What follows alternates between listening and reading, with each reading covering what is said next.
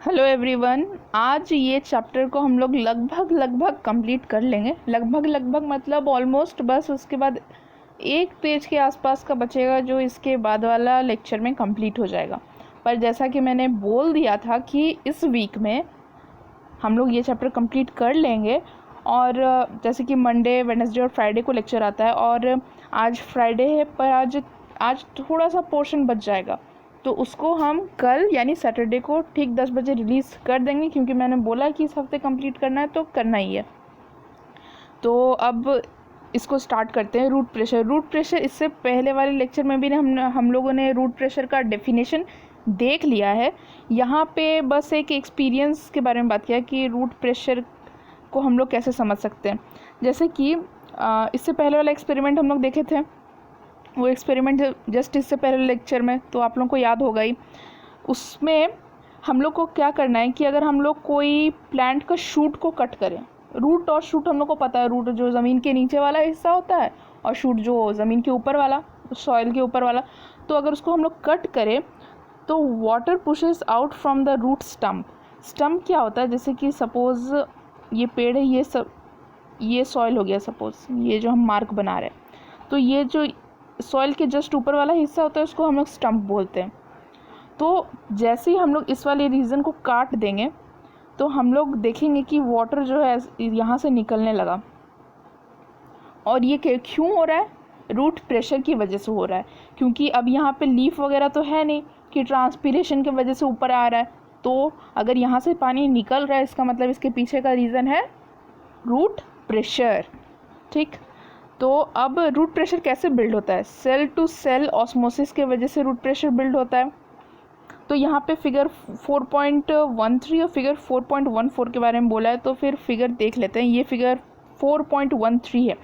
तो अभी हम लोगों ने क्या देखा कि जो रूट प्रेशर है वो सेल टू सेल ऑस्मोसिस की वजह से बन रहा है। तो अच्छा, पहले ये क्या है इसको समझते हैं। ये जो है ना, जैसे कि ये सपोज़ रूट है, रूट को अगर हम लोग इस तरीके से काटें, इस तरीके से काटने के बाद हम लोग ऐसे टॉप वर्जन देखें, इस यहाँ से अगर हम लोग देखें तो हम लोग को कुछ ऐसा दिखाई देगा। ये आधा दे रखा है, ये पूरा ऐसे कंप्लीट सर्कल फॉर्म होगा, ये पूरा इस तरीके से। तो ये थोड़ा सा हिस्सा दे रखा है, तो ये हो गया रूट हेयर। रूट हेयर से घुस रहा है पानी अंदर, और यहाँ अंदर आते आते सेल टू सेल, इस सेल से इस सेल में, इस सेल से इस सेल में, ऐसे ही करते करते सेल टू सेल ऑस्मोसिस के थ्रू जा रहा है। और कहाँ आ रहा है? जाइलम में आ रहा है। यहाँ पे जाइलम है, ठीक है, तो जाइलम में आ रहा है। अब जाइलम में आ गया तो ये वाला डायग्राम हम लोगों ने देख लिया। वही वाला डायग्राम को यहाँ पे ट्रांसवर्स सेक्शन है, मतलब कि उसमें क्रॉस सेक्शन हम लोग देख रहे थे। मतलब ट्रांसवर्स सेक्शन मतलब कि इसको ऐसे बीच से रूट को काटा गया है सीधा, तब इस तरीके का हम लोग को कुछ इमेज दिखने को मिलेगा।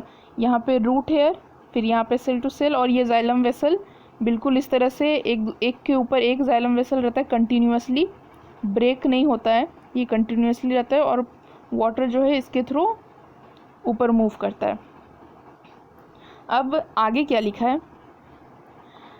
When water reaches xylem vessel, जैसे ही वाटर जाइलम वेसल में पहुंचता है, it इंटर्स the pores of their thick wall with considerable force.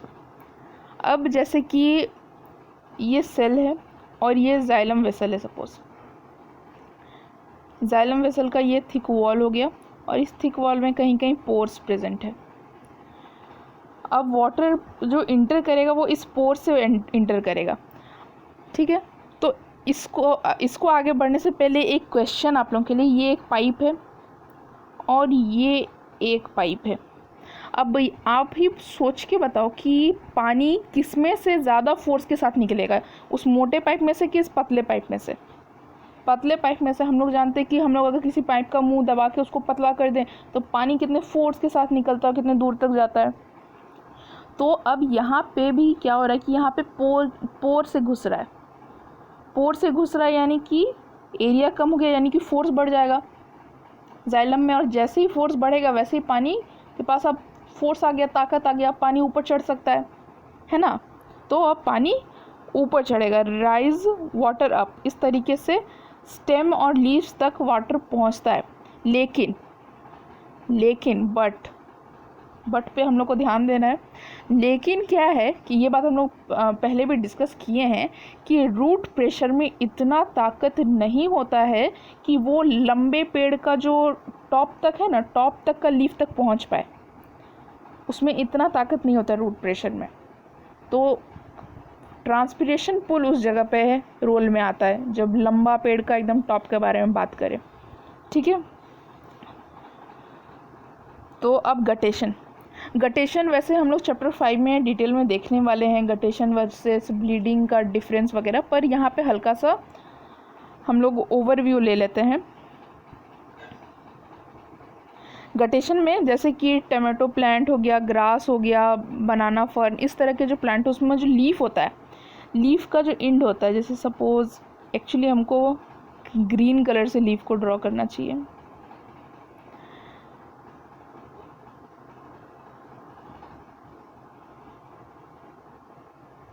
ये लीफ हो गया। अब लीफ का मार्जिन कहाँ है? यहाँ पे लीफ का मार्जिन है। यहाँ पे क्या होगा कि स्मॉल ड्रॉप ऑफ वाटर इस तरीके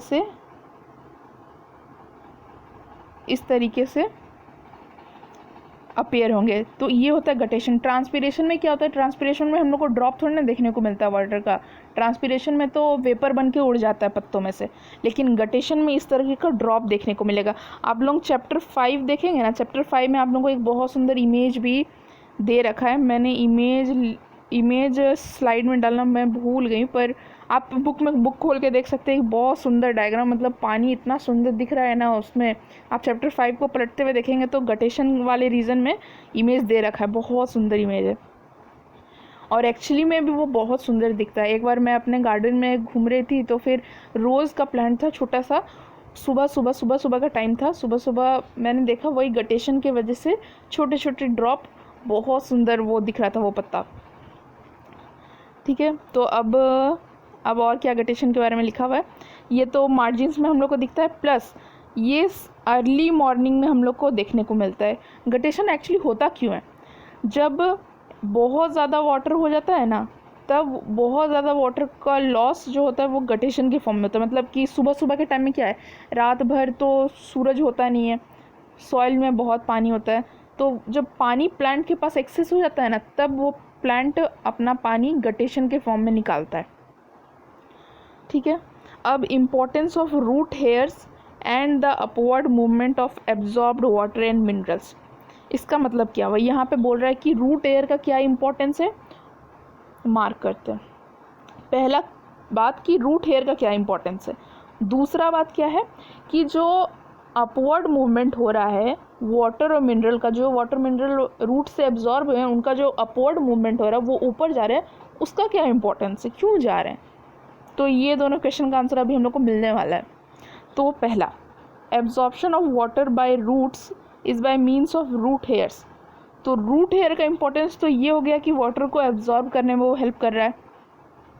और ये कैसे होता है ये हम लोगों ने बहुत बार पढ़ लिया है कि जो रूट हेयर में जो सेल सैप होता है उसका कंसंट्रेशन हायर होता है सॉल्ट्स की वजह से, बाहर का जो सॉइल है उसके कंपैरिजन में उसका कंसंट्रेशन हाई होता है, तो बाहर से पानी वो अपने अंदर ले लेता है। ये बात तो हम लोग बहुत बार पढ़ चुके हैं, तो वो वही सेम चीज़ लिखा हुआ है। ठीक,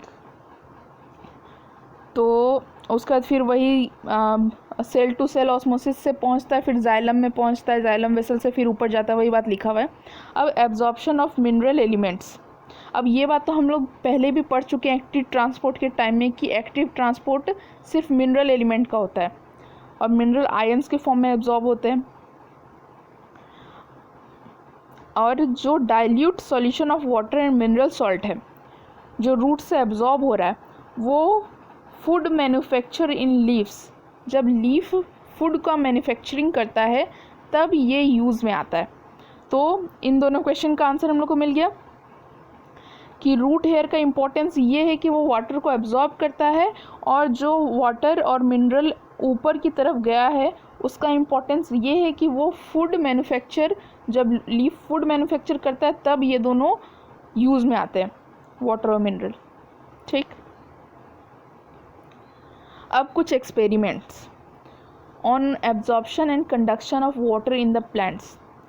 तो ये कुछ एक्सपेरिमेंट है, और एक्सपेरिमेंट है हम लोग के सिलेबस में, एक्सपेरिमेंट छोड़ नहीं सकते, लिखा हुआ है सिलेबस, आप लोग देख सकते हैं कि एक्सपेरिमेंट के बारे में भी सिलेबस में मेंशन किया हुआ है। तो पहला एक्सपेरिमेंट ये दिखाने के लिए कि जो रूट होता है वो वाटर को एब्जॉर्ब करता है, पहला एक्सपेरिमेंट। तो इसमें हम लोग को क्या करना है कि 2 टेस्ट ट्यूब लेना है, टेस्ट ट्यूब ए और test tube B. Test tube A में हम लोग क्या करेंगे, इमेज के साथ देखते हैं। ये है टेस्ट ट्यूब ए और ये है test tube B. Test tube A में हम लोग को पानी भरना है, एक लेवल तक पानी भरना है, और उसके बाद उसके ऊपर हम लोग को ऑयल डाल देना है। ऑयल क्यों डाल रहे हैं, हम लोग जानते हैं कि इवापोरेशन होता है, अगर पानी ऐसे भी रखा रहे तो उसका इवापोरेशन होता है, तो इवापोरेशन ना हो इसके लिए हम लोगों ने ऊपर में ऑयल डाला है। ठीक, तो ये जो ए है ये है कंट्रोल सेटअप। कंट्रोल सेटअप मतलब कि इसको हम लोग साइड में रखें देखने के लिए कि क्या डिफरेंस आ रहा है। ठीक है, इसमें कोई चेंज नहीं हम लोग को देखने को मिलेगा। फिर ये सेटअप नंबर बी है। सेटअप नंबर बी को हम लोगों ने कैसे तैयार किया, देखो सबसे पहले हम लोग इसमें जितना वाटर लिए थे इसमें भी उतना ही वाटर लेंगे। वाटर लेने के बाद हम लोग को एक छोटा सा बालसम का प्लांट इसमें डालना है। फिर हम लोग प्लांट डालने के बाद ऑयल डालेंगे। ठीक है, उसके बाद फिर 1-2 दिन बाद, आफ्टर 1 to 2 डेज हम लोग क्या देखेंगे कि इसका वाटर का लेवल घट चुका है। ठीक, ये देखो इनिशियल लेवल यहाँ था, फाइनल लेवल कहीं यहाँ आ गया है। तो वाटर का लेवल घट चुका है इसमें बी में, लेकिन ए में वाटर का लेवल वैसे का वैसा ही है। तो बी में ऐसा क्या अलग है, बी में एक प्लांट है जिसके वजह से वाटर का लेवल नीचे गया। मतलब कि क्या हुआ, प्लांट जो है, प्लांट का जो रूट है वो वाटर को एब्जॉर्ब किया और ट्रांसपिरेशन के थ्रू इवापोरेट, मतलब ट्रांसपिरेशन के थ्रू वो उस वाटर को एटमॉस्फेयर में छोड़ दिया। तो जो पहला एक्सपेरिमेंट था ये दिखाने के लिए कि जो वाटर होता है वो रूट से एब्जॉर्ब होता है, वो यहाँ पे पता चल गया, क्योंकि यहाँ पानी के अंदर रूट ही है, लीफ या फिर स्टेम तो है नहीं, सिर्फ रूट है, तो रूट ही एब्जॉर्ब कर रहा है। ये इस एक्सपेरिमेंट से प्रूफ होता है, यही बात इस एक्सपेरिमेंट में लिखा हुआ है। अब एक्सपेरिमेंट नंबर 2 इसलिए है to show that water is conducted upward through xylem. अब देखो जाइलम जो होता है वो अंदर की तरफ होता है और फ्लोएम जो होता है वो बाहर की तरफ होता है। जैसे कि ये है, इसको अगर हम लोग कट करके जैसे ये गोल जैसा आया, तो जाइलम कुछ अंदर की तरफ होता है और फ्लोएम कुछ बाहर की तरफ होता है। ओके, तो अब यहाँ पे ये तो नॉर्मल सा बात होगी। अब हम लोग को क्या करना है कि एक प्लांट लेना है। ये जो चीज़ लिखा हुआ है वो सेम चीज़ डायग्राम में भी, हम डायग्राम से दिखाना ज़्यादा प्रेफर करेंगे, ज़्यादा अच्छे समझ में आएगा। तो एक बीकर में हम लोग एक प्लांट लिए, ये इसमें हम लोग इओसिन सॉल्यूशन डालें। इओसिन सॉल्यूशन जो है इस वाटर को पिंकिश कलर देगा। ठीक है, पिंकिश कलर देगा। तो पिंकिश कलर दिया। अब हम लोग क्या करेंगे कि इसको 3 से 4 घंटे के लिए साइड में रख देंगे। 3 से 4 घंटे के लिए साइड में रख देंगे।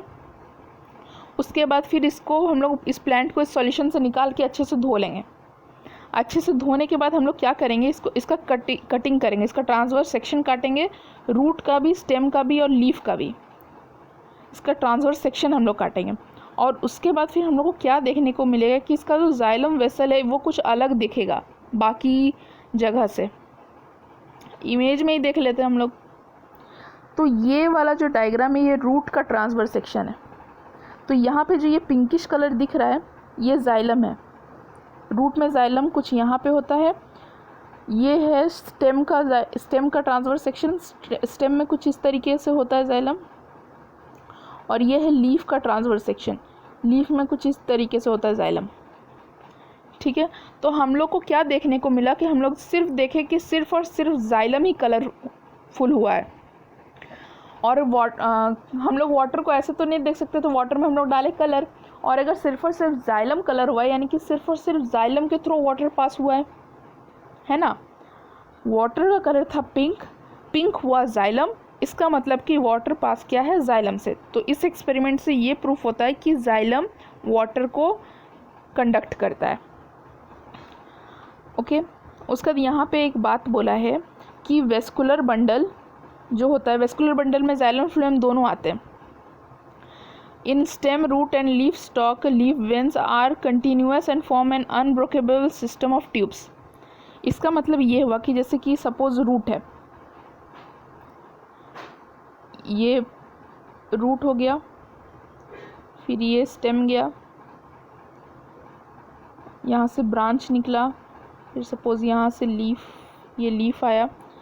तो अब हम सपोज ये रेड कलर से जाइलम वेसल को ड्रॉ कर रहे हैं, तो ये जाइलम वेसल यहाँ पे रूट में ऐसे आया, स्टेम में कुछ इस तरीके से आया, फिर इधर ब्रांच में गया, इधर लीफ में गया। ये कंटिन्यूअस रहेगा, ऐसा नहीं कि टूट जाएगा। इस तरीके से नहीं होगा कि ये हो गया रूट में, फिर ये हो गया स्टेम में, फिर लीफ में अलग। इस तरह से ब्रोकन नहीं रहेगा, बिल्कुल कंटिन्यूअस रहेगा जाइलम वेसल। ठीक है। और क्या लिखा है कि water and salt travel upward mainly in the xylem. Water और सॉल्ट नीचे से ऊपर की तरफ जाता है जाइलम के थ्रू, और जो फूड सब्सटेंस है वो लीफ से नीचे की तरफ आता है फ्लोएम के थ्रू। ये दोनों बात याद रखना इम्पॉर्टेंट है कि जाइलम जो है पानी को नीचे से ऊपर लेके जाता है, और जो फ्लोएम है वो फूड को मैक्सिमम टाइम डाउनवर्ड लेके आता है, नीचे की तरफ। ठीक है, अब आगे बढ़ते हैं। Experiment number 3। एक्सपेरिमेंट नंबर 3 क्या किस लिए है? Conduction of water through xylem. ये भी सेम चीज़ शो करना चाह रहा है। एक्सपेरिमेंट नंबर 2 में भी हम लोग यही देखे थे कि वाटर जो है वो जाइलम के थ्रू मूव करता है। एक्सपेरिमेंट नंबर 3 भी इसी चीज़ के लिए, पर थोड़ा डिफरेंट एक्सपेरिमेंट है। उसमें हम लोग एक वाटर में कलर डाल दिए थे, और कलर डाल के एक प्लांट डाल दिए थे, उसका प्लांट को काट के देख लिए, तो वो इजी था। ये वाला एक्सपेरिमेंट थोड़ा डिफ़िकल्ट है करना। इसमें हम लोग क्या करना है, हम लोग को 2 लीफी शूट्स लेने हैं बालसम प्लांट का, और उसके बाद फिर हम लोग को उसमें कट लगाना है। लेकिन कट लगाते वक्त वो पानी के अंदर होना चाहिए ताकि कोई एयर बबल ना घुस पाए। तो ये ही पहला स्टेप ही थोड़ा डिफ़िकल्ट है, उसको कट लगाना है। ठीक है। और उसके बाद फिर उसका जो लोअर एंड होना चाहिए वो पानी में डूबा हुआ होना चाहिए। इसका डायग्राम देखते तब थोड़ा सा आइडिया लगेगा। इस तरीके से हम लोग को 2 प्लांट लेना है। हम लोग को एक में इस तरीके का कट लगाना है जिसमें हम लोग को बाहर का फ्लोएम निकाल लेना है।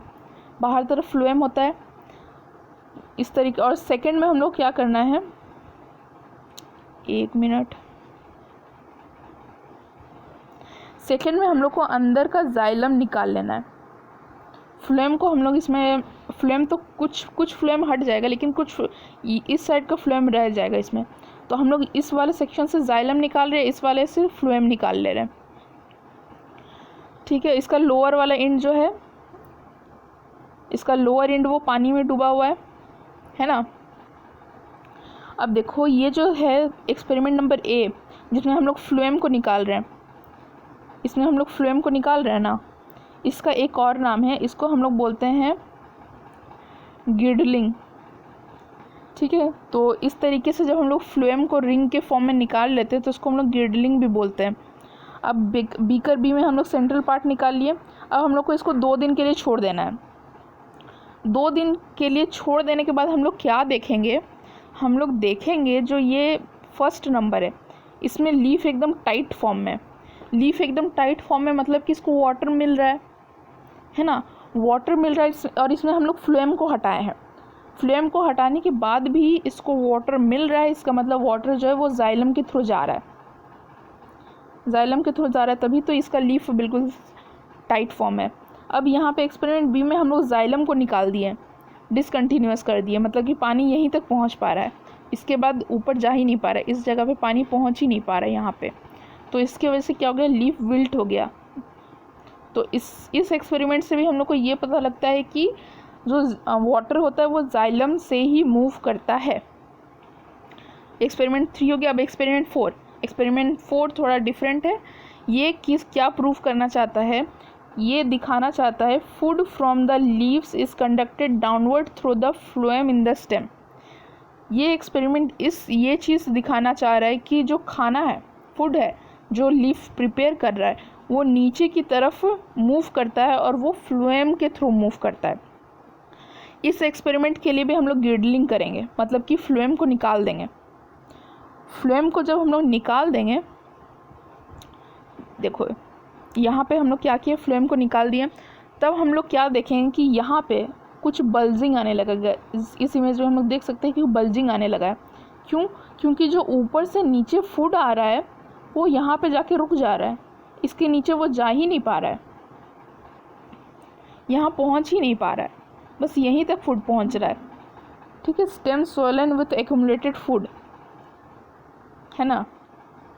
अब देखो इससे क्या हो सकता है, इससे जो प्लांट है उसका ग्रोथ भी स्टॉप हो सकता है या फिर प्लांट मर भी सकता है। अब जो रूट है उसको खाना मिल ही नहीं रहा है, जो पेड़ जिस रूट पे टिका हुआ है उस रूट को खाना ही नहीं मिल रहा है, तो प्लांट कितने दिन तक जिंदा रहेगा, है ना।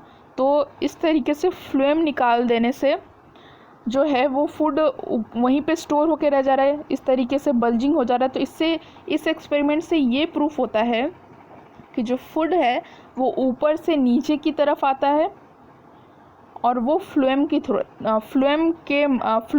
आता है, जाइलम के थ्रू नहीं आता है। ठीक, तो आज का लेक्चर थोड़ा 21 मिनट्स का हुआ है। कल ठीक 10 बजे इस चैप्टर का लास्ट लेक्चर आ जाएगा। वो छोटा सा होगा क्योंकि एक पेज बचा हुआ है हम लोग का, ज़्यादा बचा हुआ नहीं है। और इस चैप्टर को कंप्लीट करने के बाद इसका जो एक्सरसाइज क्वेश्चन है उसको भी हम डिस्कस कर देंगे। ठीक है, तो बाय।